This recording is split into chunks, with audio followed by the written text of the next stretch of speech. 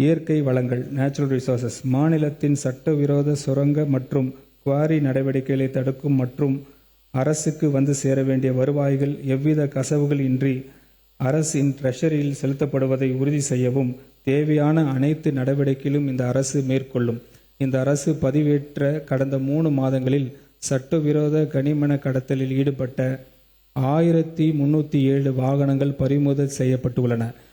1161 முதல் தகவல் அறிக்கைகள் பதிவு செய்யப்பட்டு சட்டவிரோத சுரங்க நடவடிக்கைகளுக்கு எதிரான சிறப்பு நடவடிக்கையின் மூலம் 431 குவாரிஸ் ஆய்வு செய்யப்பட்டு அவற்றில் 155 குவாரிகளில் விதி மீறல்கள் கண்டறியப்பட்டு அந்த குவாரிஸ் மீது சட்ட ரீதியான நடவடிக்கைகள் எடுக்கப்பட்டு வருகின்றன. மேலும் மாநிலம் முழுவதும் உள்ள கிரஷிங் யூனிட்ஸ் மற்றும் குடவுன்ஸை ஆய்வு செய்ய சிறப்பு பணிக்குழு அமைக்கப்பட்டுள்ள. மேலும் எல்லா பகுதிகளிலும் சோதனை சாவடிகளும் அமைக்கப்பட்டுள்ளன. மாநிலத்தின் கனிமவள மேலாண்மை மேலும் வலுப்படுத்தும் நோக்கில் கனிமங்களின் உற்பத்தி மற்றும் நகர்வை ரியல் டைமில் கண்காணிக்கவும் ஒரு முழுமையான கனிம மேலாண்மை அமைப்பு அமைக்கப்படும். திறமையான கனிமவள நிர்வாகத்திற்கான தொழில்நுட்பம் சார்ந்த டிரான்ஸ்பரன்ஸ் ஆன மற்றும் ஒருங்கிணைந்த இந்த கட்டமைப்பு மாநிலத்தின் கனிமவள சஸ்டைனபிலிட்டி உடன் பயன்படுத்தப்படுவதையும் சட்டவிரோத சுரங்க நடவடிக்கைகளை தடுத்து வருவாய் பெருக்குவதையும் உறுதி செய்யும். மேலும் கண்காணிப்பு வலுப்படுத்தி சட்டவிரோத சுரங்க நடவடிக்கைகள் தடுக்கும் நோக்கில் மாவட்ட அளவிலான அவேர்னஸ் கேம்பெயின் மற்றும் அமலாக்க பிரிவுகள் அமைக்கப்படும்.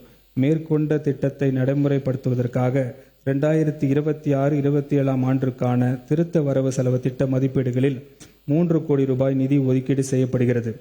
புதுக்கோட்டை மற்றும் பெரம்பலூர் மாவட்டங்களில் கிரனைட்ஸ் தொழிற்சாலை வளர்க்கும் நோக்கில் கிரனைட் பாலிஷிங் மற்றும் வடிவமைப்பு மையங்கள் அமைக்கப்படும். இதற்கான விரைவான திட்ட அறிக்கை நடப்பாண்டில் தயாரிக்கப்படும். இந்த திருத்த வரவு செலவு திட்ட மதிப்பீடுகளில் நேச்சுரல் ரிசோர்ஸ் டிபார்ட்மெண்ட்டுக்கு 438 கோடி ரூபாய் ஒதுக்கீடு செய்யப்படுகிறது. அரசு ஊழியர்கள் நலன். அரசு ஊழியர்கள் மற்றும் அவர்களின் தகுதி உடைய குடும்ப உறுப்பினர்களுக்கு பென்ஷனர்ஸ் மனைவி உட்பட மற்றும் குடும்ப பென்ஷனர்ஸ்களுக்காக 1/7/2026 முதல் 30/6/2031 வரை 5 ஆண்டு காலத்துக்கு புதிய மருத்துவ காப்பீடு திட்டம் அறிமுகப்படுத்தப்பட்டுள்ளது. இந்த புதிய திட்டத்தின் கீழ் அடிப்படை காப்பீட்டுத் தொகை 5 லட்சம் ரூபாயிலிருந்து 7.50 லட்சம் ரூபாயாக உயர்த்தப்பட்டுள்ளது. குறிப்பிட்ட நோய்களுக்கான காப்பீட்டுத் தொகை 10 லட்சம் ரூபாயிலிருந்து 12 லட்சம் ரூபாயாக உயர்த்தப்பட்டுள்ளது. அரிய மற்றும் குறிப்பிட்ட நோய்களுக்கான ஊழியர்களுக்கான கிரவுட் ஃபண்ட் உதவித்தொகை 10 லட்சம் ரூபாயிலிருந்து 15 லட்சம் ரூபாயாக உயர்த்தப்பட்டுள்ளது. இத்திட்டத்தின் கீழ் 2992 மருத்துவ சிகிச்சை நடைமுறைகள் மற்றும் 46 குறிப்பிட்ட தீவிர நோய்களுக்கான சிகிச்சைகளும் வழங்கப்படுகின்றன. தமிழ்நாடு முழுவதும் 1535 அங்கீகரிக்கப்பட்ட தனியார் மருத்துவமனைகள் மற்றும் கவர்மெண்ட் மெடிக்கல் இன்ஸ்டிடியூஷன் மூலம் சிகிச்சை பெறும் வசதி ஏற்படுத்தப்பட்டுள்ளன. அரசு ஊழியர்களின் நலனில் எப்பொழுதும் துணை நிற்கும் நமது அரசு இந்த காப்பீட்டு திட்டத்தினை செயல்படுத்த 838 கோடி ரூபாய் நிதி ஒதுக்கிடுகிறது. இந்த திருத்த வரவு செலவு திட்ட மதிப்பீடுகளில் பென்ஷன் மற்றும் இணைய பென்ஷன் பெனிஃபிட்டர்ஸ்க்கு 47,240 கோடி ரூபாய் ஒதுக்கீடு செய்யப்படுகிறது. நிதி நிர்வாகம் ஜுடிஷியல் அட்மினிஸ்ட்ரேஷன். நீதிமன்றங்கள் நீதியை நிலைநாட்டுவதிலும் மக்களுக்கு நீதியின் வேகமாக கிடைக்க செய்வதிலும் அவசியமான ஒன்றாகும். மக்கள் அன்றாடம் அணுகும் கோர்ட்ஸ் நீதிமன்றங்களுக்கு நவீன உட்கட்டமைப்பு வழங்க வேண்டிய அவசியத்தை உணர்ந்துள்ள நமது அரசு சென்னை பிராட்வேயில் 1375 கோடி ரூபாய் மதிப்பீட்டில் 160 கோர்ட்ஸ் உடன் இன்டகிரேட்டட் கோர்ட் காம்ப்ளெக்ஸை அமைக்க தக்க நடவடிக்கைகள் எடுக்கும். இந்த இன்டகிரேட்டட் கோர்ட் காம்ப்ளெக்ஸ் அமைக்க தேவையான முன் நடவடிக்கைகளுக்கு 10 கோடி ரூபாய் நிதி ஒதுக்கீடு செய்யப்படுகிறது. இத்திருத்த வரவு செலவு திட்ட மதிப்பீடுகளில் ஜுடிஷியல் அட்மினிஸ்ட்ரேஷன் துறைக்கு 2486 கோடி ரூபாய் ஒதுக்கீடு செய்யப்படுகிறது.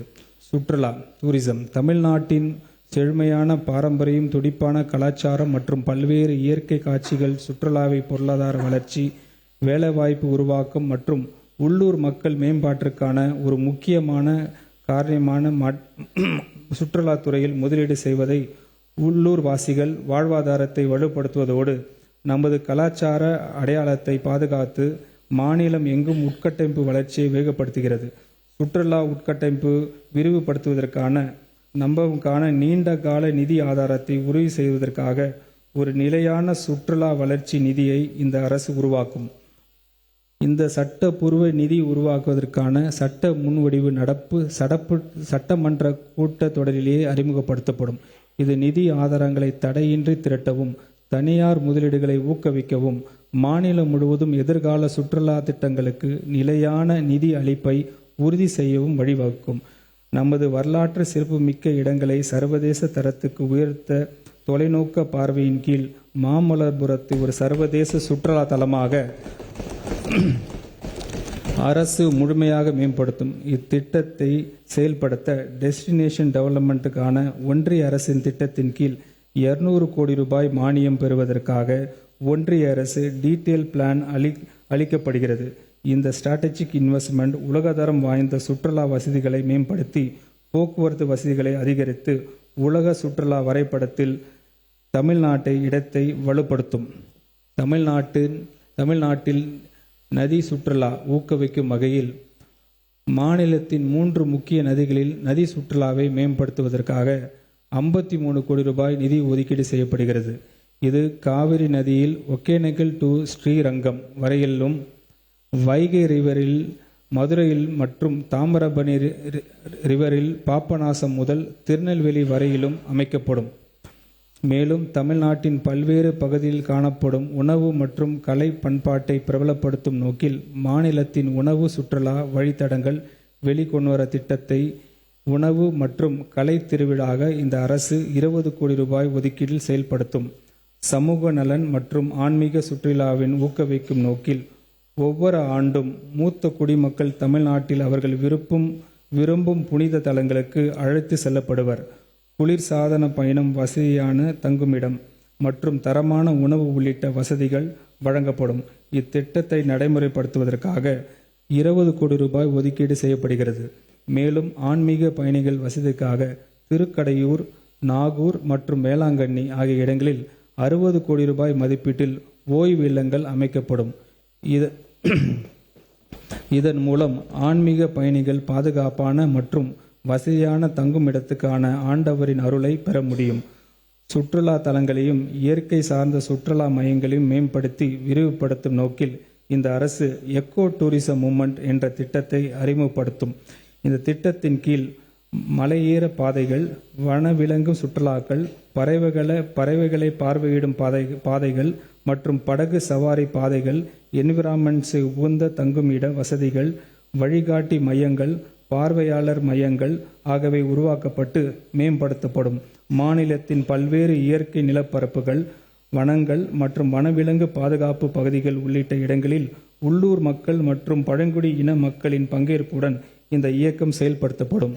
உள்ளூர் மற்றும் பழங்குடி இன மக்களின் வாழ்வாதாரத்தை வாய்ப்புகளை மேம்படுத்துவதுடன் வன பாதுகாப்பத்திற்கு பங்களித்து பொதுமக்களிடையே இயற்கை குறித்து விழிப்புணர்வு ஏற்படுத்தும் இத்திட்டத்திற்காக 25 கோடி ரூபாய் நிதி ஒதுக்கீடு செய்யப்படுகிறது.